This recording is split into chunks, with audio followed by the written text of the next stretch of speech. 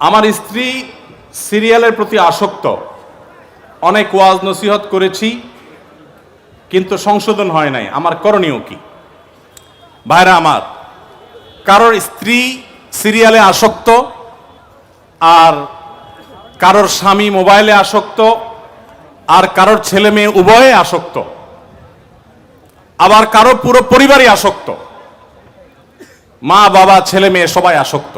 এই আসক্তিটা আমাদের মধ্যে আজকাল খুব ভয়াবহ একটা রূপ পরিগ্রহ করেছে, ঠিক না ঠিক? স্মার্টফোন আমাদের যে পরিমাণ সময় নষ্ট করে, আমাদের আখেরাত তো বটেই, দুনিয়াকে ধ্বংস করার জন্য সবচেয়ে বড় ভূমিকা রাখে আজকাল এই স্মার্টফোন আর অনেক মা বোনদের সিরিয়াল দেখার বদভ্যাস। এটা থেকে বাঁচার উপায় কি ভাই? এটা থেকে বাঁচার উপায় হলো বাস্তব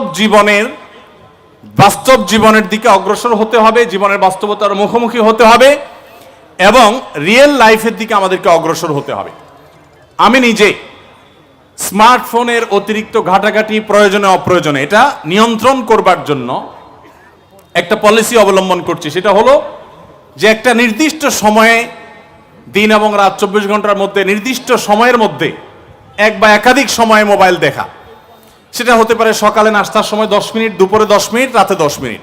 এখন আপনি বলতে পারেন, ভাই আমার হঠাৎ করে মনে আসে, আরে অমুকে ইনবক্সে নক করছিল, তার রিপ্লাই দেই নাই, কি মনে করবে? আরে তমুক করে ওইটা বলা দরকার ছিল, আরে অমুক আমাকে লাইক মারছে, তারে পাল্টা লাইক দেওয়া হলো না, সে কি মনে করবে? তাহলে এগুলো করতে গিয়ে যখন মোবাইলটা হাতে নেই, তখন একটা করতে গিয়ে আরো 10টা হয় কি হয় না? এগুলো থেকে বাঁচার জন্য আমি যেটা করি সেটা হলো, আমার কাছে একটা নোটবুক থাকে সবসময়, ছোট নোটবুক।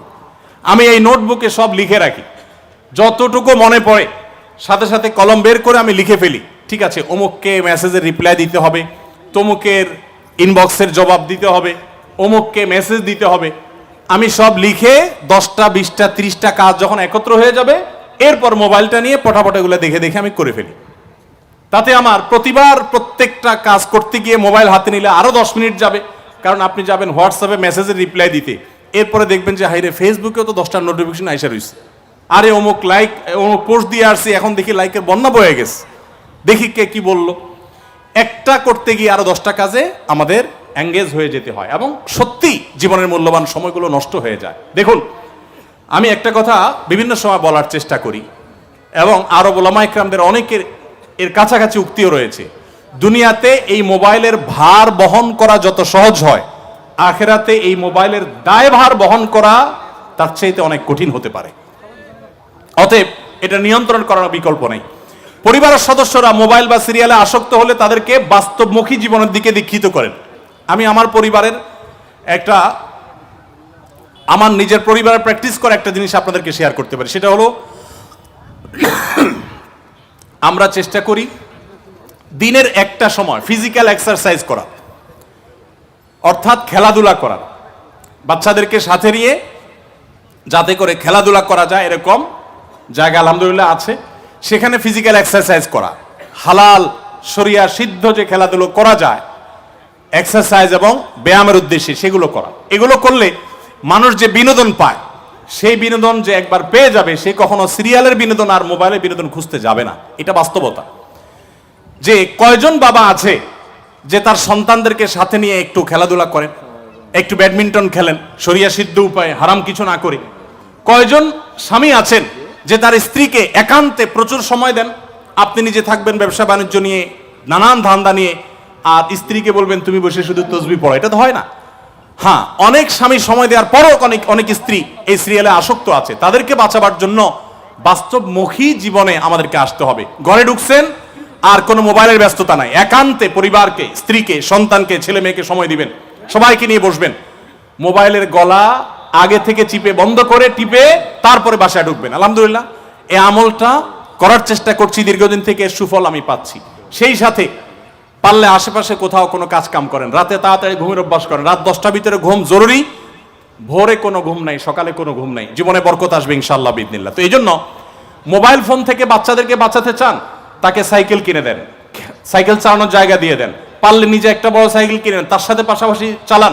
দিনে আধা ঘন্টা বাপ বেটা দুজন সাইকেলিং করেন, 1 ঘন্টা আধা ঘন্টা জগিং করেন এবং সবাইকে সাথে নিয়ে করেন। আমি নিজে বেশ কিছুদিন এটা করে দেখেছি, বাচ্চাদের অন্য সমস্ত আসক্তিগুলো কমে আসে।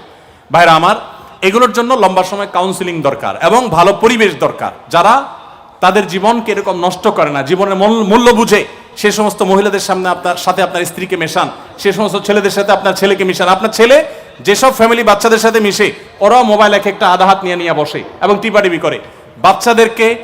তাদেরকে মোবাইল আসক্তি থেকে বাঁচানোর জন্য আমাদের নানামুখী পরিকল্পনা নিতে হবে। অনেক বাবা আছেন বাচ্চাদের, ছোট ছোট বাচ্চাদের হাতে মোবাইল তুলে দেন। আমি প্রায় সময় বলি, আমার 17 বছর বয়সের ছেলে এখনো পর্যন্ত আলহামদুলিল্লাহ কোনো মোবাইল ফোন তার কাছে নাই, কোনো সিম নাই, মোবাইল ফোন নাই। পড়তে যায়, ক্লাস করতে যায়, কোচিংয়ে যায়, বিপদ হলে হবে, বিপদ হলে মোবাইল থাকলেও হতে পারে, কিন্তু মোবাইল দিয়ে তার জীবনটাকে ধ্বংস করা, তার হাতে বিষ তুলে দেওয়া, এটা কোনো অবস্থাতে যৌক্তিক হতে পারে না। হ্যাঁ, একটা নির্দিষ্ট সময় আসবে, যখন ম্যাচুরিটি আসবে, যখন সে ভালো মন্দ বুঝবে, সময়ের মূল্য বুঝবে, তখন তাকে দেওয়া হবে। এজন্য ভাইরা আমার, এটার জন্য সবকিছুর আগে নিজেরা ঠিক হতে হবে যে আমরা নিজেরা মোবাইলে অপচয় করব না, সময় অপচয় করব না। বাপ বসে সারাক্ষণ মোবাইল পড়বে, টিপবেন, আবার ছেলেকে বলবেন এই পড়তে বসো, হবে না। ছেলে মনে করবে জগতের সকল সুখ বোধহয় মোবাইলেই আছে, না হলে বাপ নিজে কেন টিপে।